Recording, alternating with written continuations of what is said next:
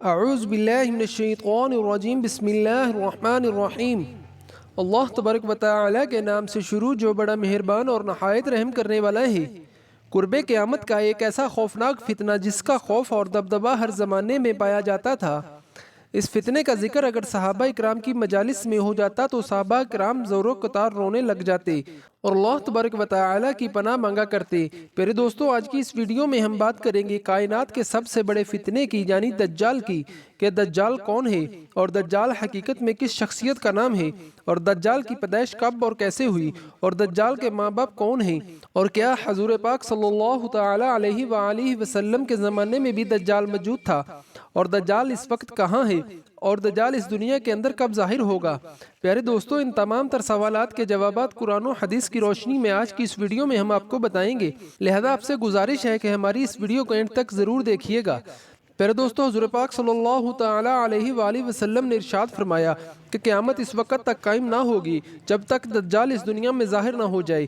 دجال کی ظاہری نشانیاں اور شکل و صورت کے بارے میں حضور پاک صلی اللہ تعالی علیہ وآلہ وسلم نے فرمایا کہ دجال چھوٹے قد کا ہوگا اور وہ بدصورت ہوگا، اور وہ ایک آنکھ سے اندھا ہوگا، اس کے دونوں پاؤں ٹیڑھے ہوں گے، اور اس کے جسم میں بہت زیادہ بال ہوں گے، اس کے سر کے بال کھنگریالے ہوں گے، اور اس کا رنگ سرخ یا گندمی ہوگا، اور اس کی ناک طوطے کی چونچ جیسی ہوگی۔ اور دجال کی سب سے واضح نشانی یہ ہوگی کہ اس کے ماتھے پر کاف فا را لکھا ہوگا، یعنی کہ کافر لکھا ہوگا، جس کو ہر مسلمان پڑھ لے گا، چاہے وہ پڑھا لکھا ہو یا ان پڑھ، لیکن کافر اور فاسق اس کو نہ پڑھ سکے گا۔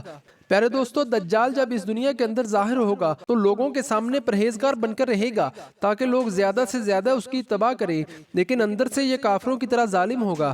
دجال سب سے پہلے نبوت کا دعویٰ کرے گا، جب اس کے ماننے والوں کی تعداد زیادہ ہو جائے گی تو یہ خدائی کا دعویٰ کر دے گا۔ دجال ایک بہت بڑی سواری پر سوار ہو کر پوری روئے زمین میں گردش کرے گا۔ وہ سواری اتنی بڑی ہوگی کہ اس کی دونوں آنکھوں کا درمیانی فاصلہ 40 گز کا ہوگا۔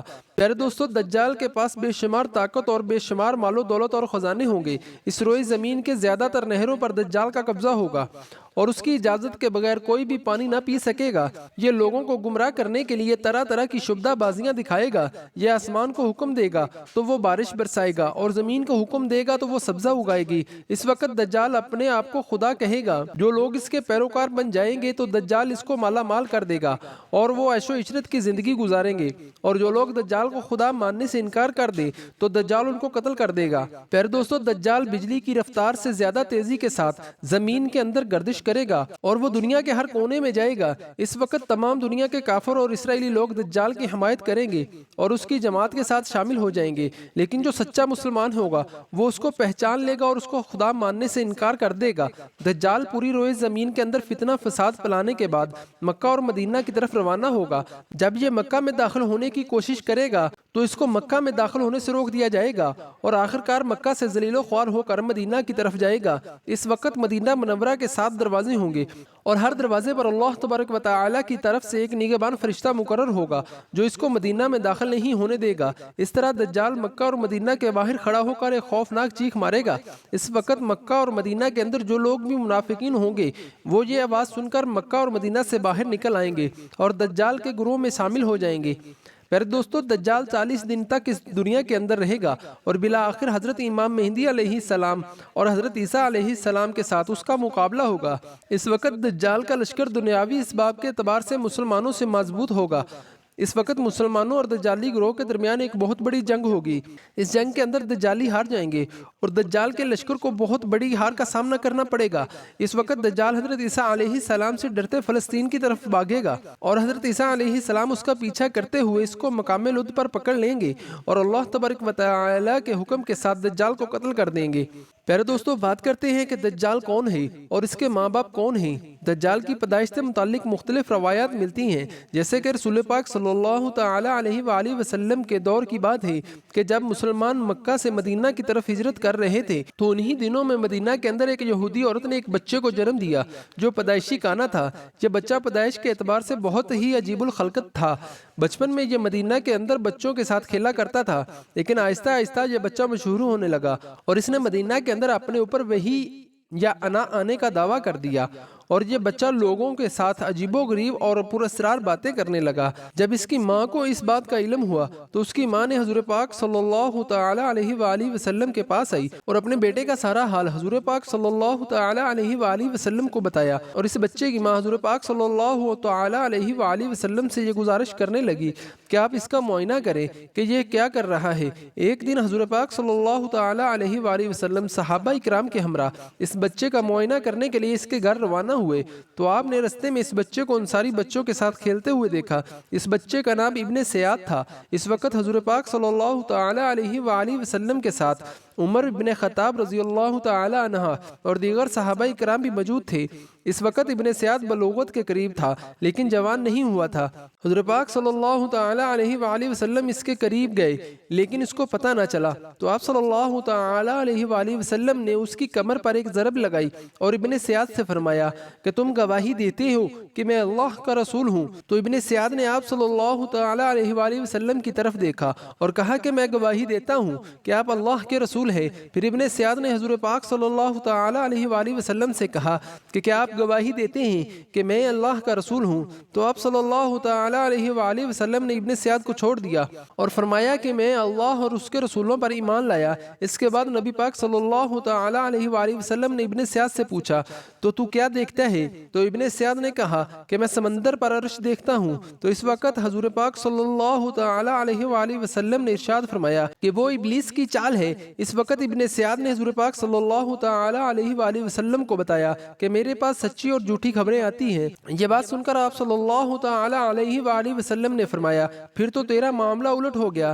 اس کے بعد حضور پاک صلی اللہ تعالی علیہ وآلہ وسلم نے ابن سیاد سے فرمایا کہ میں نے تیرے لیے ایک چھپانے والی چیز چھپائی ہے۔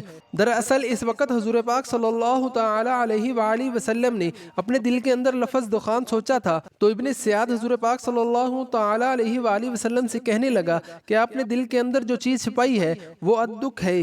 تو اس وقت حضور پاک صلی اللہ تعالی علیہ وآلہ وسلم نے ارشاد فرمایا کہ ذلیل ہو جا تیری قدرت بڑھ نہیں سکتی۔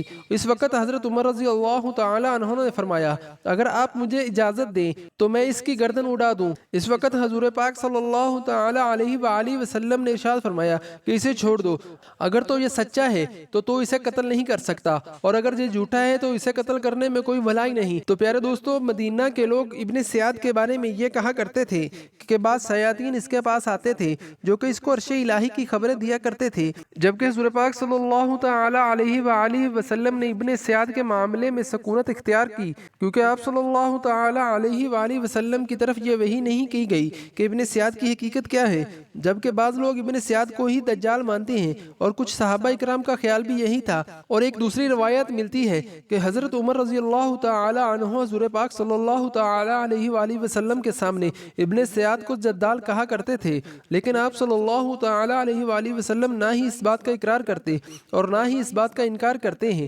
پیارے دوستو، ابن سیاد کے اندر ایسی بہت سی نشانیاں موجود تھیں جو کہ دجال کی نشانیاں تھیں۔ یہی وجہ ہے کہ اس دور کے اندر صحابہ کرام بھی ابن سیاد کو دجال کہا کرتے تھے، اور بعض مفسرین کا یہ کہنا ہے کہ ابن سیاد ہی وہ شخص ہے جو قرب قیامت میں دجال بن کر ظاہر ہوگا۔ حضرت ابو سعید خدری رضی اللہ تعالی عنہ بیان کرتے ہیں کہ ابن سیاد مجھ سے کہنے لگا کہ میں دجال کے ماں باپ کو بھی جانتا ہوں اور میں دجال کو بھی جانتا ہوں۔ تو اس وقت حضرت ابو سعید خدری رضی اللہ تعالی عنہ نے ابن سیاد سے کہا کہ کیا تو اس بات کو پسند کرتا ہے کہ تو ہی دجال ہو؟ اس وقت ابن سیاد نے کہا اگر مجھے دجال بنایا گیا تو میں اس بات کو ناپسند نہیں کروں گا کہ میں دجال بنوں، یعنی کہ میں دجال بننا پسند کروں گا۔ پیارے دوستو، بعض مفسرین کا کہنا ہے کہ ابن سیاد دجال نہیں ہے کیونکہ یہ بعد میں ایمان لے آیا تھا، بلکہ دجال حضرت سلیمان علیہ السلام کے دور میں جنات اور انسانوں کے ملاپ سے پیدا ہوا تھا اور اس کے ماں باپ کو قتل کر دیا گیا تھا اور دجال کو ایک جزیرے کے اندر قید کر دیا گیا تھا، اور یہ انسانوں اور جنات کے ملاپ سے پیدا ہونے والا بچہ یعنی دجال آج بھی اس جزیرے کے اندر قید ہے اور اس کے ساتھی شیاطین اس کو ہر بات کی خبر دیتے ہیں۔ دجال کی پیدائش کے بارے میں حضرت امام زرقانی رحمۃ اللہ تعالی علیہ بیان فرماتے ہیں کہ دجال وہ فتنہ ہے جس کو اللہ تبارک و تعالی نے اس وقت پیدا فرمایا جس وقت حضرت آدم علیہ السلام کو جنت سے نکالا گیا اور دجال کو بنا ماں باپ کے پیدا کیا گیا۔ اس کا کوئی ماں باپ باپ نہیں ہے۔ پیارے دوستو، حقیقت تو یہ ہے کہ دجال قرب قیامت میں ظاہر ہوگا اور اس کی جو نشانیاں ہوں گی وہ واضح طور پر حضور پاک صلی اللہ تعالی علیہ وآلہ وسلم نے اپنی احادیث کے اندر بیان فرمائی ہیں۔ لیکن یہ دجال کہاں ہے اور کہاں سے آیا اور یہ کیسے پیدا ہوا اور اس کے ماں باپ حقیقی طور پر کون ہیں، اس کے بارے میں کسی کو کوئی بھی علم نہیں ہے۔ اس کا علم صرف اللہ تبارک و تعالی کے پاس ہے۔ اللہ تبارک و تعالی بہتر جانتا ہے کہ دجال حقیقت میں کون ہے اور کیسے پیدا ہوا۔ اللہ تبارک و تعالی سے دعا ہے کہ اللہ تبارک و تعالی اپنے پیارے حبیب حضرت محمد مصطفیٰ صلی اللہ تعالی علیہ وآلہ وسلم کے صدقے ہمیں دجال کے فتنے سے بچائے اور ایمان کی سلامتی کے ساتھ ہمیں جینا مرنا نصیب فرمائے۔ آمین یا رب العالمین۔